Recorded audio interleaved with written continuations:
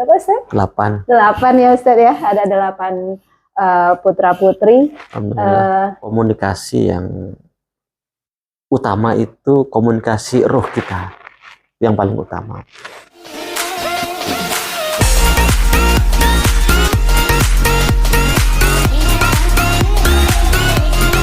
Bismillahirrahmanirrahim. Assalamualaikum warahmatullahi wabarakatuh. Alhamdulillah, pagi yang cerah ini mudah-mudahan banyak memberikan keberkahan untuk kita semuanya. Bersama saya ada Ustadz Ozin Abu Fatih, yang beliau menjadi salah satu inspirasi untuk saya pribadi. Banyak hal. Nah, salah satunya adalah bagaimana beliau ini memiliki putra yang luar biasa ya, putra putrinya alhamdulillah tumbuh menjadi anak-anak yang soleh-solehah, dan semuanya ya Ustaz, ada berapa Ustaz? 8. 8 ya Ustaz ya, ada 8 putra putri. Yang putra ada berapa Ustaz? Yang putra ada 5. Ada 5 dan 3 orang putri. Dan semuanya ini menjalani pendidikan di pesantren ya, di pondok pesantren.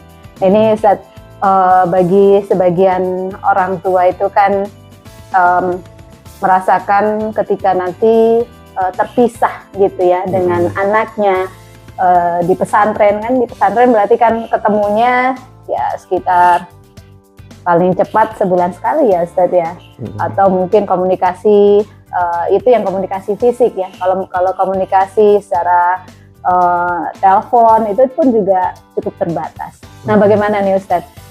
Bagaimana kita tetap menjaga komunikasi yang baik dengan antara kita sebagai orang tua dengan anak yang posisinya di pesantren, supaya tidak ada hal yang terlewat ya, fase perkembangan mereka, ataupun juga ada hal-hal yang perlu afirmasi ataupun juga perhatian dari kita ini tetap bisa terasa oleh anak seperti apa nih Ustaz? Ya, yang pertama kali memang bagi kita orang yang beriman, komunikasi yang utama itu komunikasi roh kita yang paling utama. Karena ya Rasulullah SAW sendiri menyatakan al-arwahu junudun mujannadah. Roh itu ibarat satu kumpulan yang dikumpulkan, disiapkan oleh Allah Subhanahu wa taala, yang saling mengenal akan akrab, dan yang tidak saling mengenal akan mudah saling mengingkari. Nah, kita kadang-kadang komunikasi itu hanya fokus di masalah-masalah yang lahiriah. Itu penting, tapi jangan lupa yang paling penting itu adalah komunikasi ruh. Nah, tentang anak-anak saya, ya tentu tidak semuanya di pesantren karena masih kecil, masih di rumah. Iya. Ya, dan yang lainnya sudah di pesantren, ada yang pesantrennya full, ada yang pesantrennya pekanan. Anak saya yang ke-7 itu pesantrennya pekanan. Jadi sepekan sekali pulang. Jadi Jumat tadi malam saya ambil, kemudian nanti Senin pagi biasanya diantar. Dan kalau ada keperluan-keperluan tertentu kadang-kadang juga saya ambil sebelum 1 pekan. Tapi kadang-kadang kalau anaknya lagi seneng, lagi mood dengan teman-temannya, minta 2 pekan. Oh gitu. Ada juga. Jadi, menolak dijemput. Ya, jadi ya kebetulan kita juga bikin di Bale Endah, daerah Mahanggahangan itu ada pesantren untuk anak-anak yang bisa dipilih. Bisa pesantrennya bulanan, bisa pekanan, bahkan bisa harian juga bisa. Oh gitu ya. Jadi Nama pesantrennya apa Ustaz? Pesantren At-Tarbiyah Pulpen. At-Tarbiyah. Ya, pesantren yang kebetulan kita rintis bersama-sama dengan teman Pak di Erwin Kabupaten Bandung ya. Kabupaten Bandung. Nah, yang lain-lain pesantrennya agak jauh, ada yang di Ciamis, ada yang juga di Ciamis itu Nurul Amal, pesantren SD juga. Iya. Kemudian ada juga yang SMP-nya di pesantren saya sendiri juga di Soreang. Anak saya yang ke-5 ya, ke-5. Saya ke-5 itu di pesantren di Soreang. Karena deket, jadi kadang-kadang kalau pas ada longgar langsung nengok. Nah, tentu komunikasi yang bersifat fisik ini memang sangat jarang, tapi tidak berarti tidak ada, tapi memang sangat jarang. Dan komunikasi jarang itu tidak kemudian menjadi penghalang kedekatan. Karena kalau kita lihat Rasulullah SAW sendiri bahkan ketika masih bayi ya dititipkan ke Halimatus Sa'diyah, ya mungkin kalau bahasa saya itu juga di pesantren kan sebetulnya. Iya.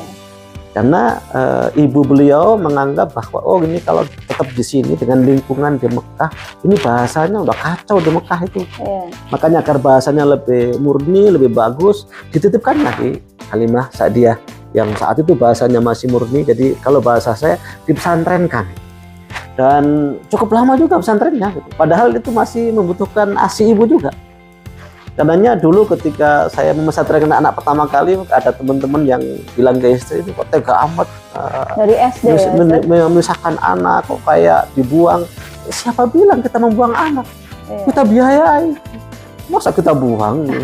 Kita biayai. Kalau dibuang itu kan dibiayai, ini kita biayai. Kita mengeluarkan uang untuk menyekolahkan anak itu. Nah ini kadang-kadang ada suka persepsi yang berbeda. Ya memang teori-teori komunikasi itu ada yang teori dari barat asalnya, ada yang teori dari timur, ada yang teori dari macam-macam. Tapi bagi saya sih, ya itu cara pandang. Silahkan kalau memandang bahwa memesantrenkan anak itu jadi jauh hubungan dengan orang tua, silahkan. Kalau saya sih, saya nggak merasa jauh dengan anak saya. Meskipun jarang ketemu, ya insya Allah saya berupaya juga dalam setiap doa juga saya sebut nama anak-anak saya, biar anak saya itu hadir di hati saya, hadir bersama ruh saya, dan ya mudah-mudahan Allah Subhanahu wa Ta'ala memberikan hidayah kepada mereka, memberikan bimbingan kepada mereka, dan menjadikan mereka anak-anak yang berguna nanti insya Allah di depan. Yang jelas itu bagian dari upaya, karena saya merasa ya saya kalau mendidik anak saya sendiri saya merasa nggak mampu karena saya harus banyak keluar, kemudian kadang-kadang dapat tugas seminggu, kadang-kadang itu kalau saya di rumah justru malah nanti nggak ada yang ngontrol. Tapi kalau di pesantren ada yang ngontrol, ada yang memang bertugas memang mengawasi mereka. Kalau saya di rumah malah nggak ada yang ngontrol. Mungkin istri juga kesibukannya masak, mengurus rumah, mungkin kesibukan di luar juga. Dan saya terus terang karena memang jarang di rumah, kalau kemudian tidak saya pesantrenkan, justru saya khawatir. Karenanya saya pesantrenkan, dan sekali lagi saya tidak merasa jauh dengan anak-anak saya. Insya Allah mudah-mudahan mereka terus dekat melihat gitu ya betapa putra putri beliau kalau ketemu tuh langsung ayah gitu ya, dan sangat dekat dengan beliau walaupun tadi ya keterbatasan fisik ataupun juga waktu yang ada kalanya jarang bertemu ya Ustaz ya. Dan memang pesantren ataupun tidak itu sebuah pilihan ya, pilihan yang disesuaikan dengan situasi dan kondisi masing-masing ya, pertimbangan masing-masing keluarga.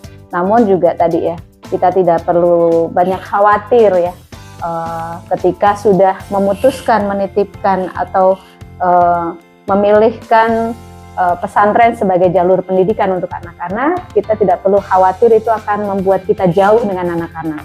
Tapi insya Allah tadi ya kunci utamanya adalah bagaimana ikatan hati selalu mendekatkan diri kepada Allah, menyambungkan dengan doa seperti itu ya Ustaz ya. Itu insya Allah akan membawa anak-anak tetap dekat dengan orang tuanya. Insya Allah begitu, karena ya urusan dekat nggak dekat itu kadang-kadang relatif juga.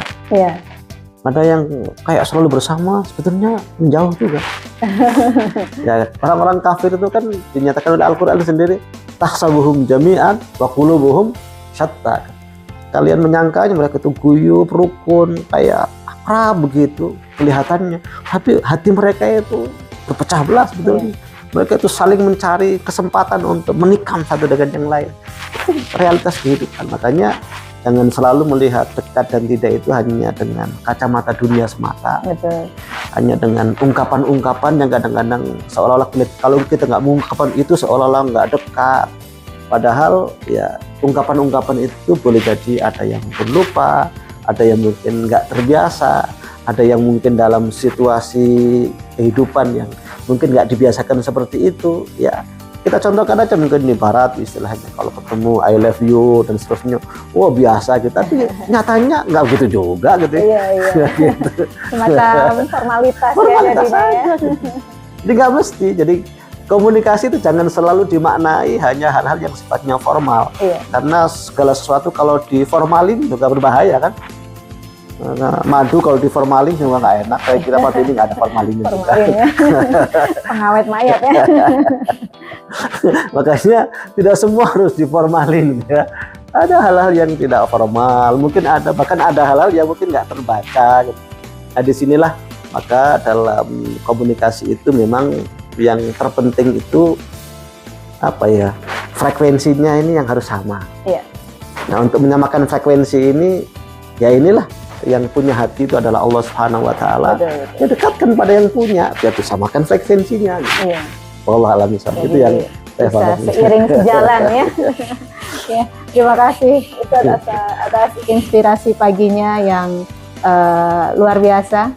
Mudah-mudahan sahabat semuanya pun diberikan hubungan yang baik antara orang tua dengan anak kita masing-masing, tetap terjaga frekuensinya tadi ya. Frekuensi dalam ketaatan kepada Allah Subhanahu wa taala sehingga dalam hal apapun bisa saling sejalan, seiring, sejalan dalam kebaikan. Terima kasih. Assalamualaikum warahmatullahi wabarakatuh.